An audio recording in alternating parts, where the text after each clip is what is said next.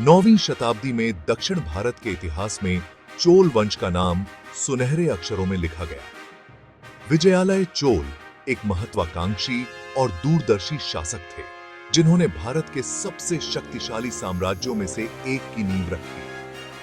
850 ईस्वी में विजयालय ने पल्लवों और पांड्यों के बीच संघर्ष का फायदा उठाया। उन्होंने मुत्तराय्यर सरदार से तंजावुर पर कब्जा कर लिया। यह रणनीतिक जीत एक महत्वपूर्ण मोड़ साबित हुई। तंजावुर चोल साम्राज्य का केंद्र बन गया। यह आने वाली सदियों तक चोल राजधानी बना रहा। विजयालय के उत्तराधिकारियों ने उनकी विस्तारवादी नीतियों को जारी रखा, जिससे कावेरी नदी के उपजाऊ क्षेत्रों पर चोल नियंत्रण मजबूत हुआ। तंजावुर में अपनी रणनीतिक स्थिति से चोलों ने अपने प्रभाव का विस्तार किया। उन्होंने धीरे धीरे पड़ोसी राज्यों पर अपना प्रभुत्व स्थापित कर लिया। शुरुआती चोल शासकों ने कृषि के महत्व को समझा। उन्होंने सिंचाई परियोजनाओं में निवेश किया। इससे कृषि समृद्धि हुई और परिणाम स्वरूप राज्य के लिए राजस्व में वृद्धि हुई। मंदिर भी एक महत्वपूर्ण भूमिका निभाने लगे। उन्होंने न केवल धार्मिक केंद्रों के रूप में, बल्कि कलाओं के महत्वपूर्ण संरक्षक के रूप में भी काम किया। प्रारंभिक चोल काल में एक केंद्रीकृत प्रशासनिक प्रणाली का क्रमिक विकास हुआ। इसने बाद के शासकों के अधीन चोल राज्य के उल्लेखनीय विकास और दक्षता के लिए आधार तैयार किया। हालांकि शुरुआती चोल राजा सैन्य अभियानों में लगे हुए थे, लेकिन उन्होंने गठबंधनों और कूटनीति के महत्व को भी पहचाना। उदाहरण के लिए विजयालय ने शक्तिशाली पांड्य वंश के साथ वैवाहिक संबंध स्थापित किए। इस रणनीतिक कदम ने उनकी दक्षिणी सीमाओं को सुरक्षित करने में मदद की। विजयालय और उनके उत्तराधिकारियों द्वारा रखी गई नींव ने चोलों को एक छोटे से राज्य से दक्षिण भारत में एक दुर्जय शक्ति में बदल दिया। राजराजा प्रथम और राजेंद्र प्रथम जैसे शासकों के शासनकाल की विशेषता बताने वाले उल्लेखनीय विस्तार और सांस्कृतिक उपलब्धियों के लिए मंच तैयार किया गया था।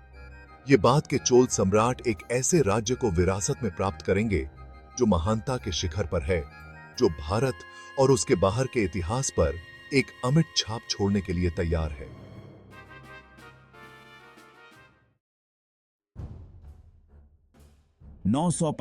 ईस्वी में चोल सिंहासन पर बैठने वाले राजराजा प्रथम का शासनकाल वंश के इतिहास में एक महत्वपूर्ण क्षण था। मुझे एक शक्तिशाली राज्य विरासत में मिला। मैं एक महत्वाकांक्षी शासक था जो साम्राज्य का विस्तार करना चाहता था। मैं दक्षिण भारत में चोल प्रभुत्व स्थापित करना चाहता था। राजराजा प्रथम ने सैन्य अभियानों की एक श्रृंखला शुरू की। उसने पड़ोसी राज्यों को निशाना बनाया। इनमें पश्चिम में चेरा, दक्षिण में पांड्य और उत्तर में वर्तमान कर्नाटक के राज्य शामिल थे। उनकी जीत तेज और निर्णायक थी। उन्होंने चोल साम्राज्य का काफी विस्तार किया। राजराजा प्रथम की सबसे उल्लेखनीय विजयों में से एक श्रीलंका की विजय थी। यह द्वीपीय राष्ट्र लंबे समय से दक्षिण भारतीय राज्यों के बीच विवाद की हड्डी रहा है। राजराजा प्रथम की नौसेना ने एक सफल आक्रमण शुरू किया। उन्होंने रणनीतिक रूप से महत्वपूर्ण शहर अनुराधापुरा सहित श्रीलंका के उत्तरी भाग पर कब्जा कर लिया। इस जीत के दूरगामी परिणाम हुए। इसने इस क्षेत्र में चोल प्रभुत्व स्थापित किया और व्यापार और सांस्कृतिक आदान प्रदान के नए रास्ते खोल दिए। जबकि राजराजा प्रथम के सैन्य कारनामे प्रभावशाली थे, उन्हें शायद आज कला और वास्तुकला के संरक्षण के लिए सबसे ज्यादा याद किया जाता है। उनके शासनकाल में दक्षिण भारत के कुछ सबसे भव्य मंदिरों का निर्माण हुआ। इनमें से सबसे अधिक विस्मयकारी तंजावुर में बृहदेश्वर मंदिर है, जो यूनेस्को की विश्व धरोहर स्थल है। 1010 ईस्वी में बनकर तैयार हुआ यह विशाल ग्रेनाइट मंदिर चोल युग के स्थापत्य और इंजीनियरिंग कौशल का प्रमाण है। इसका विशाल विमान, जटिल नक्काशी और विशाल पैमाना दुनिया भर के आगंतुकों में विस्मय और विस्मय को प्रेरित करता रहता है। राजराजा प्रथम का शासनकाल अभूतपूर्व समृद्धि और सांस्कृतिक उत्कर्ष का काल था। उनके सैन्य अभियानों ने दक्षिण भारत और उसके बाहर एक प्रमुख शक्ति के रूप में चोल साम्राज्य की स्थिति को सुरक्षित किया। कला और वास्तुकला के उनके संरक्षण ने एक स्थायी विरासत छोड़ी। इसने एक महान निर्माता और कला के संरक्षक के रूप में उनकी छवि को मजबूत किया। राजराजा प्रथम के शासनकाल ने चोल शक्ति और प्रतिष्ठा के चरम को चिह्नित किया, जिससे उनके पुत्र राजेंद्र प्रथम के लिए साम्राज्य के क्षितिज का और विस्तार करने का मार्ग प्रशस्त हुआ। राजेंद्र चोल प्रथम, जो 1014 ईस्वी में अपने पिता राजराजा प्रथम के उत्तराधिकारी बने, को एक विशाल और शक्तिशाली साम्राज्य विरासत में मिला। मैं एक योग्य उत्तराधिकारी था। मैंने अपने पिता की विस्तारवादी नीतियों को जारी रखा।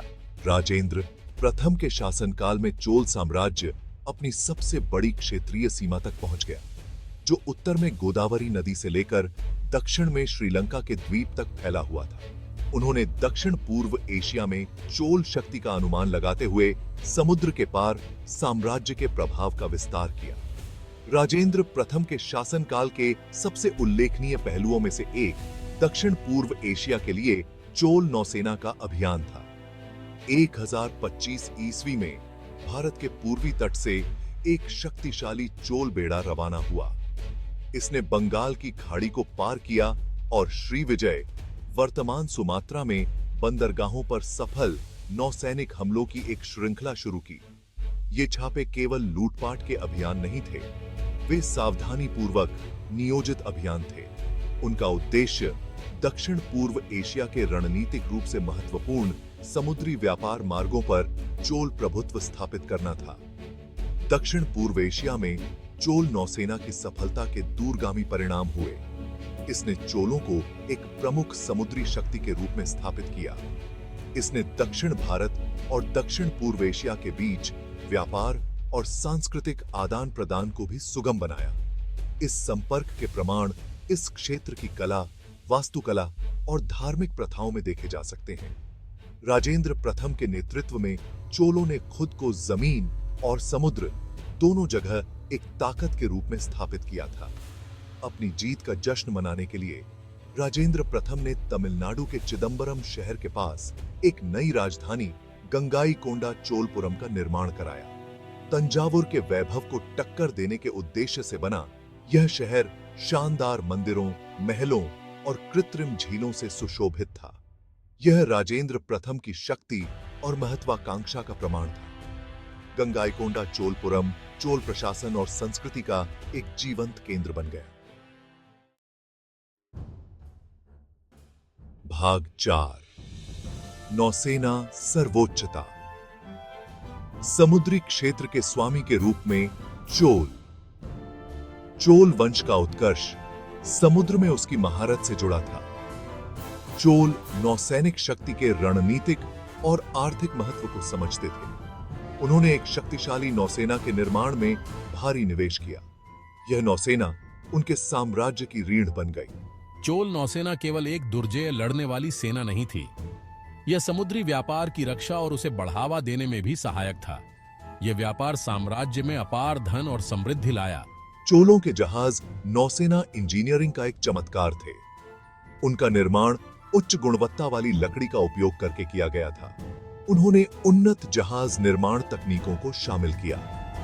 बड़े जहाज, जिन्हें नौसेना के रूप में जाना जाता है, सैकड़ों सैनिकों और भारी मात्रा में माल ढोने में सक्षम थे।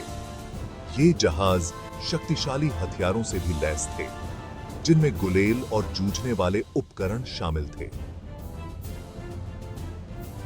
इनसे चोल नौसेना को नौसैनिक युद्धों में निर्णायक बढ़त मिली। चोल नौसेना का प्राथमिक मिशन साम्राज्य के व्यापक समुद्र तट और महत्वपूर्ण समुद्री मार्गों की रक्षा करना था। समुद्री डकैती समुद्री व्यापार के लिए एक निरंतर खतरा थी। चोल नौसेना ने बंगाल की खाड़ी और अरब सागर में समुद्री डाकू गतिविधि को प्रभावी ढंग से दबा दिया। इससे व्यापारी जहाजों के लिए पानी सुरक्षित हो गया। इसने अंतर्राष्ट्रीय व्यापार के विकास को बढ़ावा दिया। चोल नौसेना ने साम्राज्य के विस्तार में महत्वपूर्ण भूमिका निभाई। इसने श्रीलंका की विजय और दक्षिण पूर्व एशिया में सफल नौसैनिक अभियानों को सुगम बनाया। चोलों का समुद्री प्रभुत्व केवल सैन्य शक्ति पर आधारित नहीं था। यह नौसैनिक रसद, नेविगेशन और कूटनीति की एक परिष्कृत समझ से भी जुड़ा था। चोलों ने भारत के पूर्वी और पश्चिमी तटों पर बंदरगाहों और नौसैनिक ठिकानों का एक नेटवर्क बनाए रखा। इन्होंने उनके बेड़े के लिए महत्वपूर्ण आपूर्ति बिंदुओं के रूप में कार्य किया। उन्होंने चोलों को एक विस्तृत भौगोलिक क्षेत्र में तेजी से शक्ति का विस्तार करने की अनुमति दी। चोलों की समुद्री उपलब्धियां साम्राज्य निर्माण के प्रति उनके बहुआयामी दृष्टिकोण को रेखांकित करती हैं, जिसमें सैन्य शक्ति को आर्थिक कौशल और राजनयिक कौशल के साथ जोड़ा गया है। भाग 5 स्थापत्य चमत्कार। चोल वैभव के प्रतीक के रूप में मंदिर। चोल केवल शक्तिशाली विजेता और चतुर प्रशासक नहीं थे, वे कला और वास्तुकला के महान संरक्षक भी थे। उनके शासनकाल में दक्षिण भारत में मंदिर निर्माण का स्वर्णिम युग देखा गया। चोल मंदिर अपने विशाल प्रवेश द्वारों, जटिल नक्काशीदार मूर्तियों और राजसी हॉल के साथ वंश की कलात्मक प्रतिभा और स्थापत्य कौशल के स्थायी प्रमाण के रूप में खड़े हैं। राजराजा प्रथम द्वारा निर्मित तंजावुर में बृहदेश्वर मंदिर यकीनन चोल वास्तुकला का सबसे प्रतिष्ठित उदाहरण है। पूरी तरह से ग्रेनाइट से निर्मित यह भव्य मंदिर यूनेस्को की विश्व धरोहर स्थल है। यह इंजीनियरिंग और कलात्मकता का चमत्कार है। इसका विशाल विमान जो 60 मीटर से अधिक की ऊंचाई तक पहुंचता है, तंजावुर के क्षितिज पर हावी है। मंदिर की दीवारों को हिंदू पौराणिक कथाओं के दृश्यों को दर्शाती हुई उत्कृष्ट नक्काशी से सजाया गया है, जो चोल मूर्तिकारों के कौशल और कलात्मकता को दर्शाती है। राजेंद्र प्रथम द्वारा निर्मित दारासुरम में ऐरावतेश्वर मंदिर और गंगाईकोंडा चोलपुरम में गंगाईकोंडा चोलेश्वरम मंदिर चोल वास्तुकला के अन्य उल्लेखनीय उदाहरण हैं। ये मंदिर, जबकि बृहदेश्वर मंदिर की तुलना में आकार में छोटे हैं, अपनी स्थापत्य भव्यता और मूर्तिकला सजावट में समान रूप से प्रभावशाली हैं। वे चोल शासकों द्वारा कला के निरंतर संरक्षण को दर्शाते हैं। वे चोल स्थापत्य शैली के विकास पर प्रकाश डालते हैं।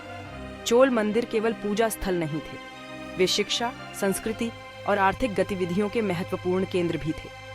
मंदिर शैक्षणिक संस्थानों के रूप में कार्य करते थे, जहां विद्वान और छात्र धार्मिक ग्रंथों, दर्शन और कलाओं का अध्ययन करने के लिए एकत्रित होते थे। वे महत्वपूर्ण जमींदार भी थे, जो अपनी विशाल भूमि संपत्ति से महत्वपूर्ण आय प्राप्त करते थे। इन निधियों का उपयोग मंदिरों के रखरखाव, पुजारियों और विद्वानों के समर्थन और विभिन्न धर्मार्थ गतिविधियों के लिए किया जाता था। इस साथ ही